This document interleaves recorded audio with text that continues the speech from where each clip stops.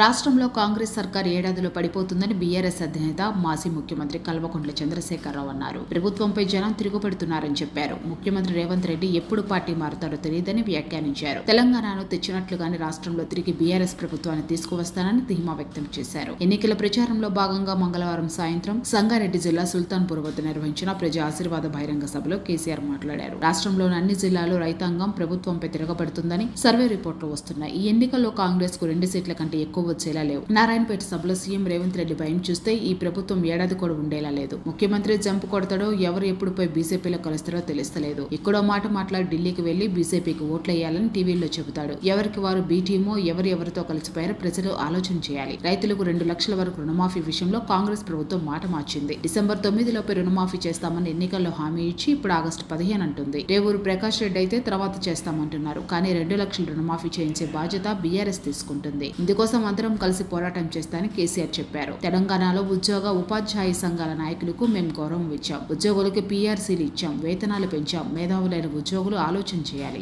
ఎన్నికల్లో పిచ్చోళ్లాగా ఓట్లు వేయొద్దు. 10 ఏళ్ల బీఆర్ఎస్ పాలనలో ప్రజలను కడుపులో పెట్టుకున్నాం. రైతులను కళ్లలో పెట్టుకుని కాపాడుకున్నాం. అనేక సంక్షేమ పథకాలు అమలు చేశాం. కానీ ఈ ప్రభుత్వం రైతు బంధు ఇవ్వలేదు. పంటల చేతికందాయి కానీ కొనే దిక్కులేదు. పంటలకు బోనస్ అన్నారు. బోనస్ బోగస్సేనా? రైతులకు ఇచ్చిన హామీలు నెరవేర్చే వరకు పోరాటం చేస్తామని కేసీఆర్ అన్నారు. పంటలకు బోనస్ ఇవ్వాలని డిమాండ్ చేస్తూ సిద్దిపేట జిల్లాలో రైతులు పోస్టు కార్డు ఉద్యమం చేపట్టారు. ఈ ఉద్యమం రాష్ట్రమంతా చేపడతాం, ఊరుకునేది లేదని అన్నారు. అందరం కలిసి కొట్లాడతాం. ఎన్నికలు కూడా ఉందంటూ తప్పించుకునే ప్రయత్నం చేయొద్దు. బోనస్ కు సంబంధించిన బాండ్లు రాసివ్వాలి. అలా రాసిచ్చినా మేము ఎన్నికల సంఘానికి ఫిర్యాదు చేయం. 2 లక్షల రుణమాఫీ వెంటనే చేయాలని, నష్టపోయిన పంటలకు 25,000 సాయం వెంటనే చెల్లించాలని కేసీఆర్ డిమాండ్ చేశారు.